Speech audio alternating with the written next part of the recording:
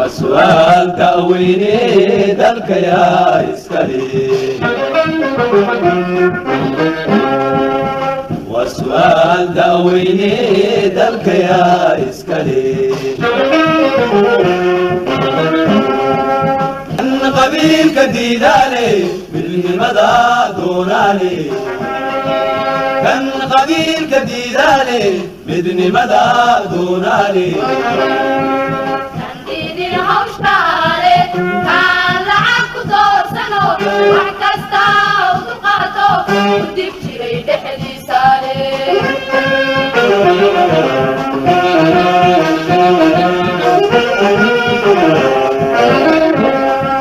كان ديدي الهوشتاري كان لعبك دور سنو وحكستا ودقاتو وديب جري دحدي سالي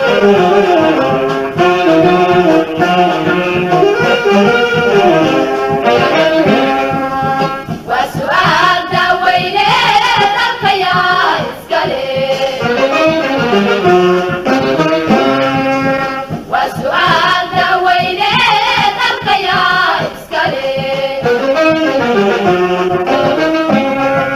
كندتشي يا قونتو تدكو كأفلحانو تابع تعليم تاريخ درجة يا بيرا كيام بدو تبدو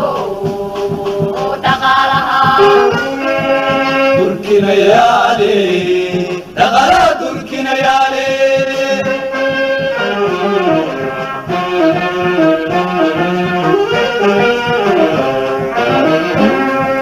كندتشي يا قونتو تدكو كأفلحانو تابع تعليم تاريخ درجة يا بيرا كيام بدو تبدو تركنا يا علي دغلا تركنا يا علي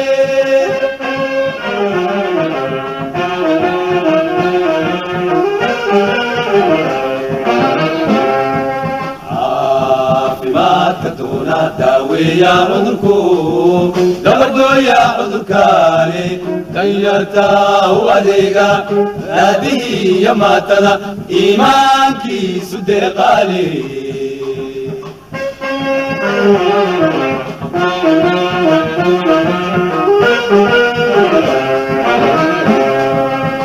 عافمات كتونا داوي يا عذركو دبردو يا عذركاني غيرتا وديغا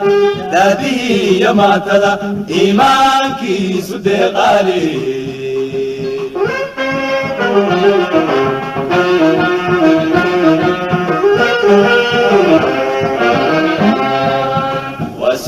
bulshooy adigaan bilgali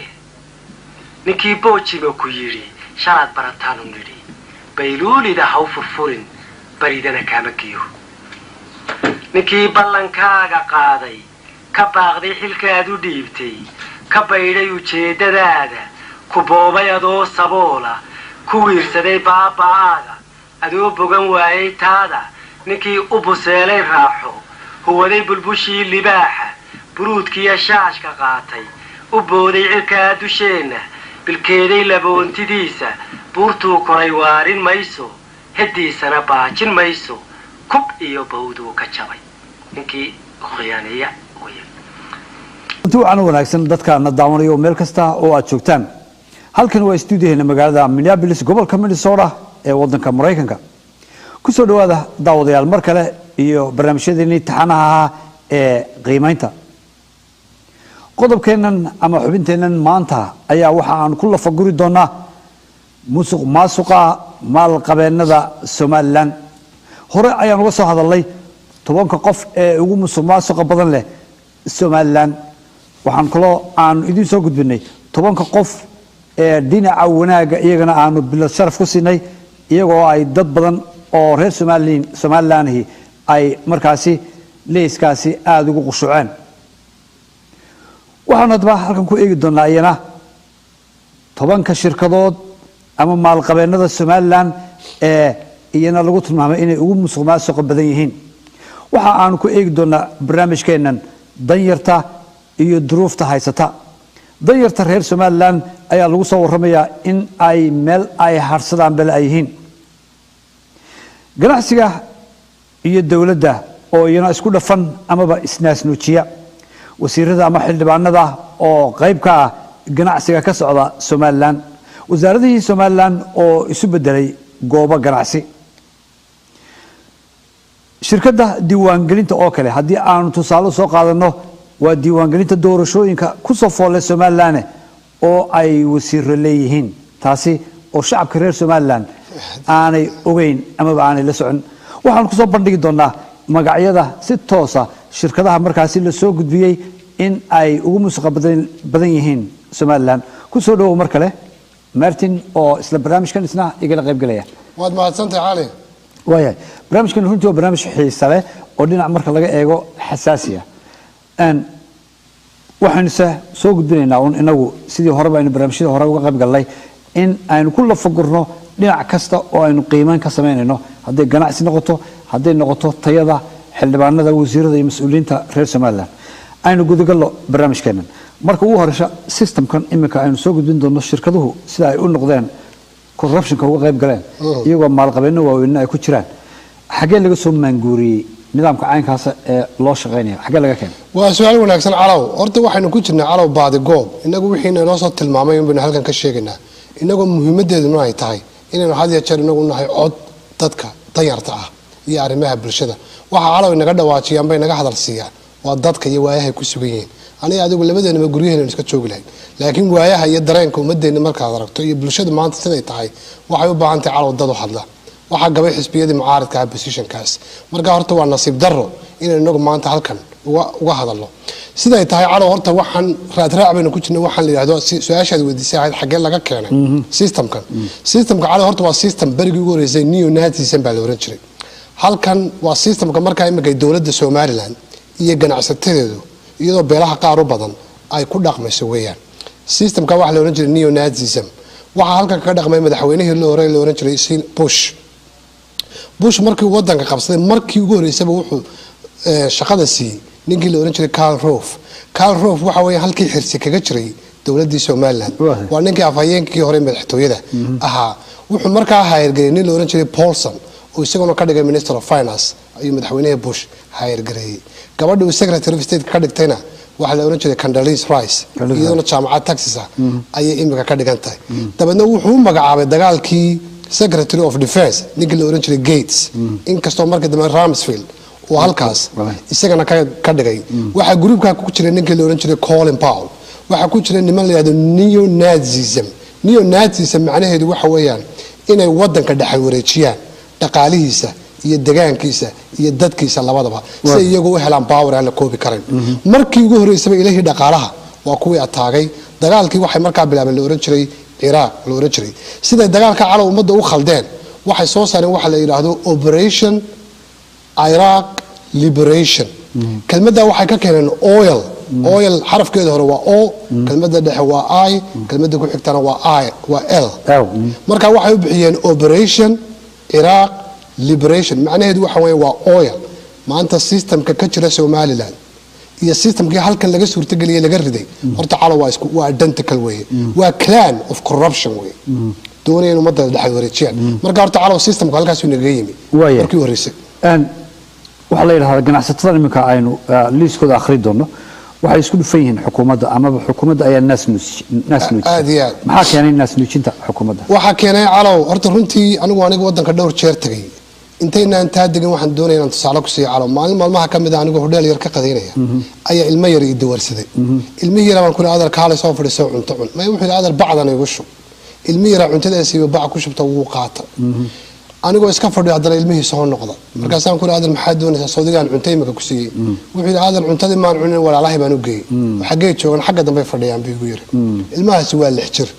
cuntaan siiyay waan sii daba galay koonahan ka wareegay maqaxida calaw waxa fadhiya 3 caruur oo yar yar oo isaga ka yar yar ilmahaasi wuxuu dawarsanayay oo uu sii dawarsanayay kuwa yar yar يعني إلما كايمان سوّدن كي مركز عرفت واحد كذا كان عصتها أنا وحاس صورة جلسي مركز واحد عرفت أقول نهرت على وطالع وعرفت أسوي corruption كي حاجة الدولة ده واحد قبل لعبنا نهرت حاجة ميزانية ده وضن كورت الميزانية دي مركز للدشيء حد بعنا ده ينبع kongareesku dejiyo golaha baarlamaanku waxa weyn xilbaan wasaaradii budgetka ama dakhliga lagu talagalay wasaarad kasta minister baa qaatay dhaqaalaheedii tusaalaan ku siinaya boosaha iyo isgaarsiinta arrimaha dibadda tayeynta xagga deegaanka waxa weeyaan budgetkii ugu jirtay ninkii ministerka ahaa ayaa qaadanaya dabadeedna wasaaradiisa waxba kama qabanaya ganacsato ayuu la adeegsanaya dabadeedna ganacsatadii baa wasaaradiisana xidhaysa oon tayeyna u samaynayn isagana laaluushaysa budgetkii u baahnaana marka isagiiba ganacsatadii baa la qaadanaysa marka horta waxa weeyaan corruptionku sidaas ayuu ku dhacay xagga wasaaradiiba ka bilaabmaya miisaaniyadu ka bilaabmaya waxa ku xigta account-ku SDF Somaliland Development Fund la oran jiray oo isagana inta Abu Dhabi account looga furtay gebigiisba lagu soo iibsaday alaabtan construction-ka oo ummadana loo sheegay adduunyadii oo la yiri wadankii bay galaysaa arrimahan iyo xaggii magaranaysa dib u dhiska dalka laakiin waa ganacsato marka corruption-ku meel kasta wasaaradihii buu galay adduunkii oo dhan buu galay marka corruption ganacsatadu marka ganacsatadii ayaa horboodaysa waxa horbooday wasiiradii iyo xildhibaanadii sida miya sidaas way oo iyaguna hanti badan gashada oo isla shaqeeya aad iyo aad wasiiradii iyo xildhibaanadii qaar kamid ah ayaa markaa ganacsatadii shuraako kula ah markaa ninkii wasiirka ahaa ee for example arrimaha boosaha oo kale iyo isgaarsiinta la rabay inuu tayeeyo xaggii telefoonada xaggii boosaha wasaaradii boosuhu shaqayn mayso laakiin waxa shaqaynaya kambaniyadii waaweynaa oo leh dabkii oo leh systemkii oo dhan markaa sidaasay ugu adeegan waana shuraako iyagoo magacyo kale ku wada magacaaban danyartiina dhulkay taallaa iyagoo wada dawarsan iyo tacbaana waxyaabahan calow ay yaabsanahay waxa ka mid ah bariga inagoo yaryarayn ninku eeg fakhri inagu waxaan naqaanaa adduunka waxa loo jeedaa poverty and poor waxa weeyaan danyari iyo fakhri waa kala jaad markii deegaanka aad ka cawdado fakhriga marka deegaanka ka caydhoodo ayaa fakhriga ugu weyni dhaca waxa weeyaan bariga hore dadkeenu wada masaakiin baynu wada ahayn laakiin qofku intuu tuulada ka yara baxo ayuu meel yar waaban jiray maanta calow taasi ma jirto ganacsatadii baa leh dhulkii oo dhan ninkii reer miyiga ahaa ama qofkii miskiinka calow uu kadeedan yahay maanta dhan meel salka dhigo male waxyaabahaas ka dhacay wadanka ganacsatadana suurtagelisay waxaan doonayaa iyadana in qodob aad ka dhawaajisay aynu dib u eegno si aynu dadka ugu fasirno waxa weeyaan habkan ama hanaankan diiwaangelintu haatan u socdo qalabka lagu shaqeynayo iyo sida loo shaqeynayo shirkadda maamusha iyaa iskale shirkadda waxaan doonayay inaan horta liiskeeni dib ugu noqono qodob u galno laakiin shirkadda ganacsataa leh wadankuna ma oga yacni waa wadankaa dhan ee maanta electoral vote-ka ku jira amba loo kala codaynaya xisbiyadaas ayaa waxaa leh nin dowladda u shaqeeya ayaa leh electoral systemkeeni oo dhan waa qalabkeedii hadday noqoto computer hadday noqoto kaadharkeedii hadday noqoto shaqaalaheedii wadankeena waxaasi ma oga waana waxyaabaha soo taraya imika marka diiwaangelinta oo kale markuu nin wasiir oo dowladda ka tirsan uu leeyahay sidaba xisbiyada mucaaradku ay u ogaan waayeen amaba ay u aamineen in nin dowladda ka tirsan uu isagu sanaadiiqdii iyo codbixintii hanaankii iyo kombiyuutarradii iyo qalabkii diiwaangelinta oo dhan uu isagu yeesho absolutely taasi waxay ku tusaysaa kow tayada xisbiyada mucaaradka ma oga horta kontaraagan cidda qaadatay iyo sida lagu bixiyey lacag inta ku baxday waa sababta imika ay dowladdu u leedahay annaga isku filan oo international community-ga wadanka uga eriday oo ay leeyihiin annaga isku filan iskuma filin laakiin waxay leeyihiin mashiinada iyo kontraag iyo kaararkiiba iyaga haysta markaa duplicate baa iman kara xatooya iman karta ninkiiba kaarka haysta mashiinkii dee lagu codaynayaba electricitygii iyo lightkii ay ku shaqaynaysay internetkiina isla ganacsatadaasaa leh markaa bal xisbiyada mucaaradka sida wuxuu helayaan ii sheeg aynu eegno marka bal liiska ganacsatada aynu markaa halkan ku tilmaanay inay yihiin maalqabeennada Somaliland iyagu ku tuntay duruuftii dadka masaakiinta ama danyartaha oo iyagu corruption iyo musuqmaasuq u horseeday dalkana aad moodid in haddii ay ku sii socdo uu keeni karto burbur iyo dhibaato kale marka ugu horeysa shirkadahan iyo liiskan dhowr iyo tobanka qof ama dhowr iyo tobanka shirkadooda Mustafa Maxamed Martin sidee baad ku heshay sidee baad ugu kalsoonaatay in warkan uu yahay war dhab ah oo xaqiiqa oo tilmaamaya in shirkadahan halkaa noogu qoran liiskan uu yahay liis dhab ah oo corruption ka dambeeya waa su'aal wanaagsan anigu wadanka marar badan istaba joogaan tagay waxyaabo badanna waan soo qiimeeyay waana soo qoondeeyay waxaan u furay ummadda codsi badan oo ah inay soo gudbiyaan daato degdeg ah si aan u qiimeyno ganacsatadan waxaa ka soo jawaabay ilaa 320,000 oo qof kasta oo markaa soo jawaabay qiimeyntiisa waa qofkii 5,000 iyo above ay u codaysay ayaan markaa halkan ku soo magacaawna waaye markaa sidaasaan calaw aan bilaabano liiska sida inagoo waqti ka faa'iideysan waliba waxaan doonaynaa jaayisad bixino jaayisadii guulwadaha waa inaga bixinay tii wanaagan waa inaga bixinay maanta waxaan bixinaa jaayisadii fakhri abuurka iyo xaalufinta deegaanka marka waa ganaaxiyadu shahaadadaas waa shahaado waa fakhri abuur yani waa qof ganacsada ah oo halku ka abuuri lahaa tayada ummadda isagu dhiiri gelinaya inuu abuuro fakhriga jaarkiisa waaya wax laga xishoodo wey liiska waan bilaabi doonaa waxaan ku bilaabi doonaa halkan ku qoran dahabshiil shirkadda dahabshiil waa shirkad caan ah oo la yaqaano oo xawilaada ka shaqeysa ganacsi kalena shaqooyin ku leh private bank bay leeyihiin sidee ayay u noqotay shirkadani mid ka qayb qaadata corruptionka Soomaaliland shirkadaas anigu horta intii berigi hore dhan wanaag badan baan u hayay waxaan ogaa ADSki markaan Mareykanka iyo meelahan joognay oo inaan lacag bedeli karin shirkadaas wax fiican bay qabatay runtii bilowgii hore wax badan oo aad iyo aad loogu mahadnaqay ummadda qabatay laakiin hadda waxay isugu biiragotay horta number 1 waa shirkadii dawladdan siilaayay madaxweynaha soo dhiirigelisay dhashay way waa shirkad musuqmaasuqeedu imika gaaray heer aan laba qaban karin kambaniga Somtel yiraahdo dhammaan xafiisyada dawladdu isaga gariya telefoonada every minister sidii warka lagu soo sheegay xildhibaanada badankoodu waxay haystaan cell phone uu leeyahay Somtel oo lacag ba laga qaadan waxay leeyihiin calow xisaab xid aan xad lahayn cashuur horta haba yaraatay shirkadaas waxay soo dejiso ma bixiso waxay kale leeyihiin shaqaalaha u shaqeeyo aan tayeysnayn oo mushaharada ugu yar wadanka qaata marka calow shirkadaas waa shirkad ka qayb qaadatay corruption aad iyo aad u badan waana shirkad ku mashquulsan imika danaha guud dantii guud dhulka la oran jiray oo dhan inay gacanta ku dhigto marka waa shirkad aad iyo aad way hawsha ugu shaqeeyay number 2 waxa ku qoran indha deero Abdi Maxamed Awad shirkad cuntada ah mid maxjarka ah mid danta guud berbera iyo burcaba sidee hawsha indha deero iyana loogu qiimeeyay qiimeyntan ah in ay corruption ka qayb ka yihiin indha deero isna waa number 2 waxa la yiraahdaa deero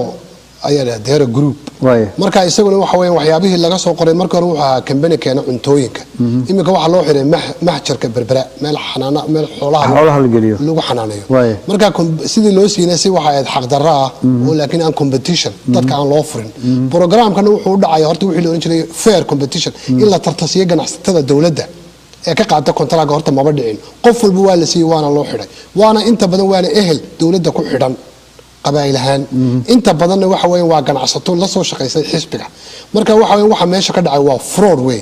marka deer waxa weeyaan wuxuu kamid yahay aan waxba ka dambeyn ninka la yiraahdo dahabshiil waxa loo xiray danta guud ee berbera iyo burco waxa loo xiray mahjarka waxa loo xiray kontaraagyada dawladda haday noqoto saadka iyo maciishada inuu keeno marka isaga laftigiisu jaysadeen oran jirnay jaysada fakhri abuurka iyo xaalufinta deegaanka number 2 isna qaata waaya number 3 waxa ku qoran ina Faarax Harbi shirkadaasi iyana waxa ay u xiran tahay public library-ga wadooyinka canshuur iyana way qolinka ka gabadaba lagu tilmaamay sida halkan ku cad saadka isticmaalkiisa iyo qandaraaskaas dekadii berbera hore waxa oo kale ku jira hawlaha ay qabtaan dhinaca kalluunka sibidhka marka maxaad ku darlay waxaasoo dhan wuxuu isaguna qaatay in cid kala xisaabtay dekadii hore berbera gabowday waa ninka qaatay way wixii la oran jiray imika free zone ee dekedan cusub loo xidhana dhulkii oo dhan waa nimanka qaatay way in xarbigaas wuxuu keenay jiray sibirka iyo cuntooyinka imika saadka militariga isaga keena public library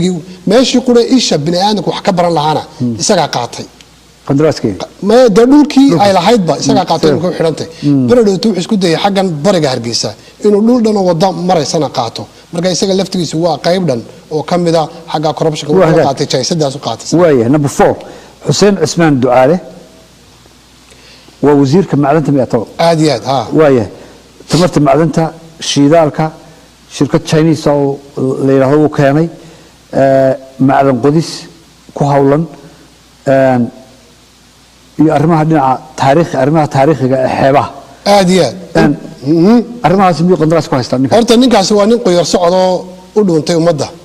laakiin waxa la yiri ogow dhuumashada qaar uu dhabarku muuqdaa waa dhib iyo hadimo ummadda way ku soo helaysaa waligaaba dhuumo waxa weeye ninkan corruption-ka uu weyn xagga macdanta iyo biyaha ayuu ku jira wax allaala wixii maanta license aynu lahayn hawada energy-ga tamarta mineralka rights-ka buuraha horta waa ninka bixiyay كمبنيات Chinese soo badan oo la leeyahay uu leeyahay waana ninka suurtageliya shidaal baarista iyo waxyaabahan oo dhan marka ninka laftigiisu waa nin la magacaabay isaguna wuxuu qaatay jaysada fakhriga waaya fakhri abuurka number 5 علي حسن محمد oo lagu naanayso ama loo yaqaano cali marriixan ayaa halkan ku qoran waxa uu leeyahay shirkad miya sahan waxa kale uu leeyahay sida warqadan ku cad diiwaan gelinta waa tii hadaan ku hadlaynay aad iyo shirkad tay la yiraahdo tayo horta waxa weeye wixii la oran jiray umbrella group waxa weeye wax kasta magacii tayo ayuu kula shiraakoobaya haday noqoto biyaha haday noqoto sharaabka daqiiqada cuntada wax kasta marka horta tayo waa company marka aad u weyn oo meel kasta ku jira waana siyaabaha ay dhaqaale ahaan u raad gataan waa nimankan way ogeen hadhowta international community-ga iyo hadhowta dadku markuu system wanaagsan helo waxa waa la isaga daba imanaya waxa weeye dhulkan hantida guud calow ma qaadan kartid waa la isaga daba imanaya marka raad gadashada noocaas ayuu horta waxaan tayo ugu isticmaala waxyaabaha la soo raacay waa ninka la company-ga leeyahay sahanna waa ninka qandaraas ku qaatay doorashooyinka iyo diiwaangelinta waxaan la yaabsana xisbiyada mucaaradka sida u guuleysanayaan marka waa ninka gacanta arintaas oo dhan calmaraxaan oo imika ah nin wasiira haddii uu shirkadan diiwaangelinta leeyahay sidee markaa ay u dhici kartaa in doorasho xor ah oo dadku cadaalad iyo sinaan ay ka muuqato in loo galo waa de waxyaabahan la yaabsanahay wey aad arrin loola yaabo question mark saar weliba xisbiyada mucaaradka number 6 baynu tegaynaa maxamuud xaashi cabdi waa wasiirka hore ee duulista hawada haatan waxa wasiirka madaxtooyada sida qiyaasiga waa ninkii hore corruption-kii horena galay number 2 waxyaabaha calow la soo raaciyay waa waxyaabo badan ayaa la soo raaciyay company-ga horta waa ninkii waxa la soo raaciyay waa ninka laba wasaaradood xukuma ta madaxtooyada iyo wasaaradda duulista iyo hawada eegana horta baarkinka lodka airport-ka dhan isagaa leh waxay ka soo baxaan hantiya dhaqaale wuxuu kaloo leeyahay security-ga wadanka halkaa laba magac oo kale ku yaala waxa ku hoos yaala dhinacaas sababtii cadaan iyo looga eriyay ninka la yiraahdo muumin abu site iyo ninka cadaan sababta loo eriyay waxa ku isagaa ka dambeeyay inay 6 bilood meesha joogaan waayo security-ga isagaa contract ku haysta airport-ka baarkinkana isagaa airport ku haysta contract wuxuu kaloo leeyahay wixii la oran jiray road authority-ga xagga ganacsiga wadooyinka isaga nin kale xagga dambe ka sheegi jirnoo leeyahay Jibari ayaa shuraako ku ah waa company-gii waxay sameysteen la oran jiray Horn Chinese Horn of Africa ayay sameysteen marka company-gan ugu weyn maanta construction-ka wadooyinka dhista ayay waxay eeg calaw sidoo system-ku u shaqeynaya waxa weeyaan wasaaradii lagu talagalay dib u dhiska dalka ee hay'adda dhisto wadooyinka ayay budget-koodii gacanta ku dhigayaan markay miisaaniyadda ka ogaadaan dabadna markay miisaaniyadda ka ogaadaan bay u soo iibsanayaan lacagtii dawladda alaab dambeena company ayagu leeyihiin ayay ku furanayaan maanta waa kambaniyada waaweyn wadanka ka kobcay okay waxaan tagi doonaa number 7 baashe cawil oo loo yaqaan baashe Morgan dekada berber heshiiskeedii ayuu qayb ka qaatay ayaa leeyahay free zone-ka qalabaynta dekada shaqaalaynta waana ambassadorka u fadhiya UAE Somaliland sida aan warqada ay warbixinta leedahay warshada hilibka ayuu iyadana qayb libaax uu ka qaata ninkaas waa kuma baashe ninkaas horta waxa weeye waa ninka ambassadorka u fadhiya sida la soo raaciyay wararka dawladda Somaliland Dubai waana waxa weeyaan sodo wiilka uu saddex u yahay madaxweynuhu horta waa nin naga nasiib wanaagsan aan u gabadh miskiinada baan qabaayo position-ka waa man heli lahay baan marka magaca Morgan waxa loola jeedaa Morgan-kii dawladii Maxamed Siyaad Bare magaca halkaas ka soo raacay waxyaabo badan baa la soo raaciyay corruption aad u badan hanti aad u weyn oo ay ka sameysteen Dubai waana ninka wixii la qariyaa wixii madaxtooyada laga dawladda xagga geystaan madaxtooyada iyo family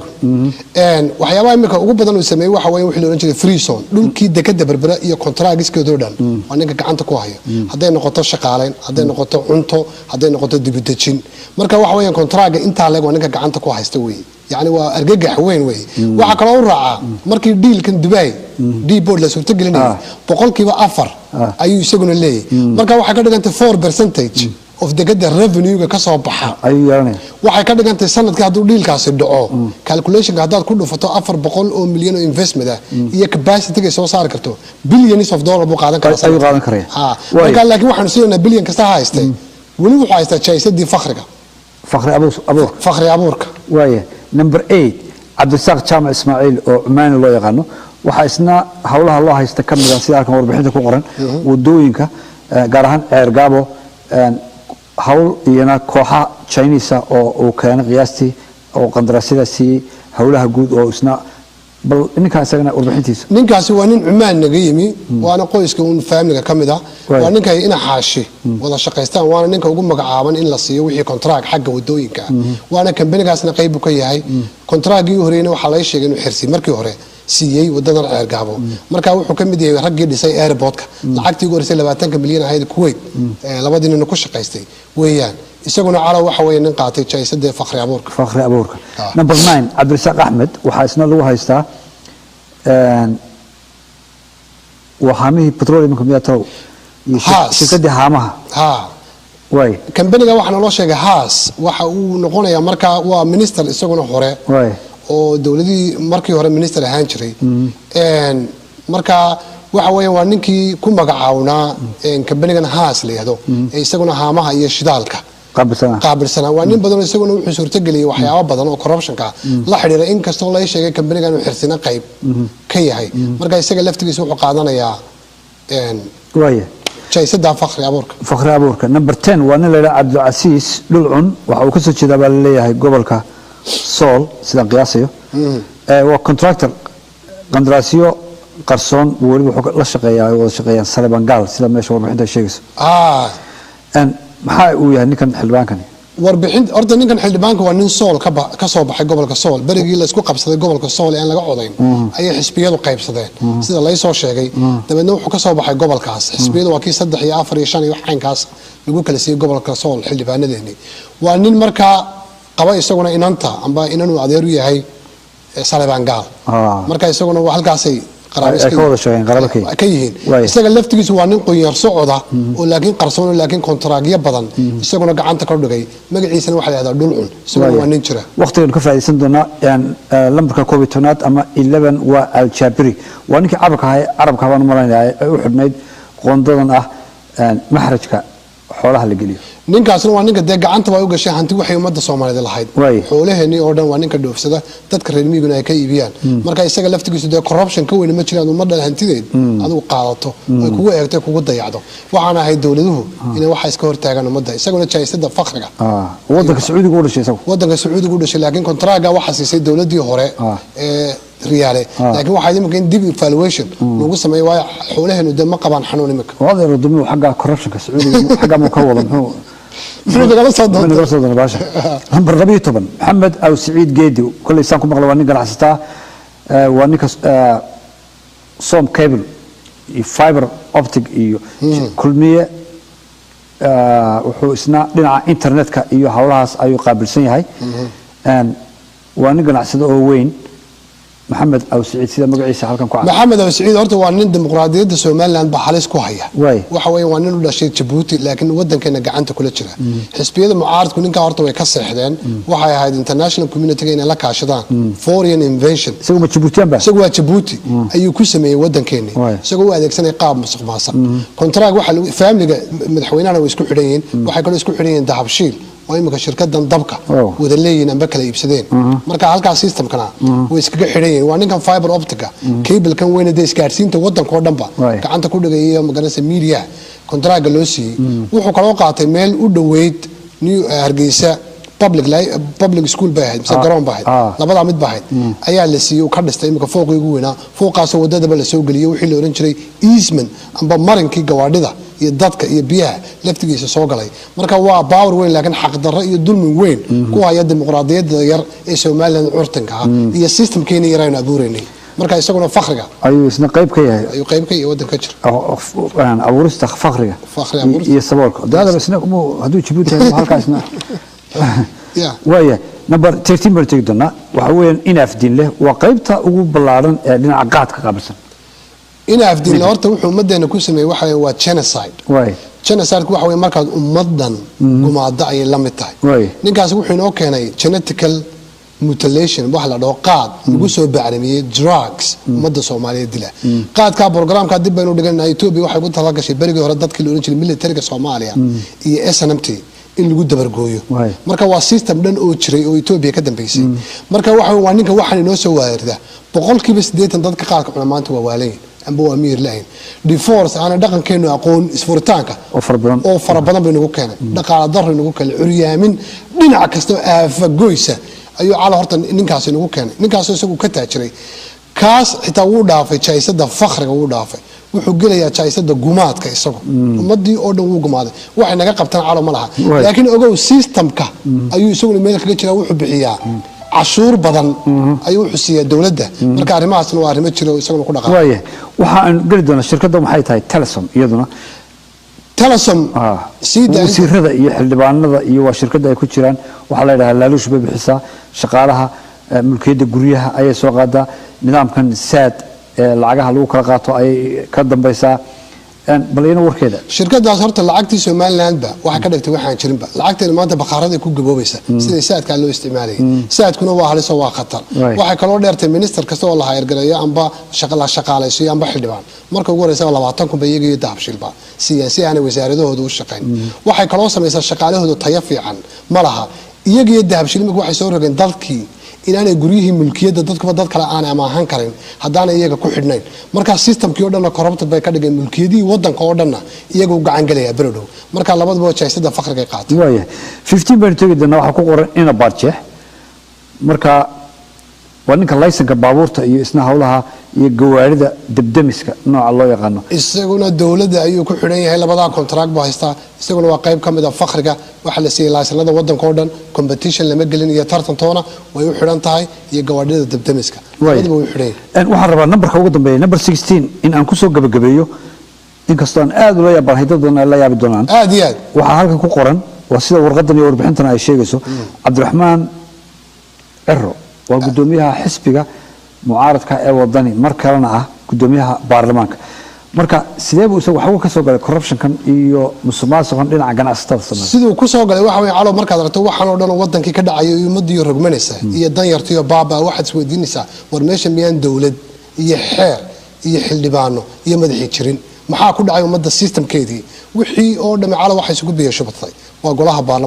baarlamaanka ninka hor fadhiya waa Cabdiraxmaan Cirro gudoomiyahoodii corruption kaas wadanka suurtagal ma noqdeen haddaanu ninkaas qayb kamid ahayn amba suurtagelinayn marka waxa weeye calo meesha ay soo gashay arintani waa ninkan Cabdiraxmaan Cirro isagu marka dhinaca sharciyada buu approve gareeyaa oo sidoo waxa uu soo galay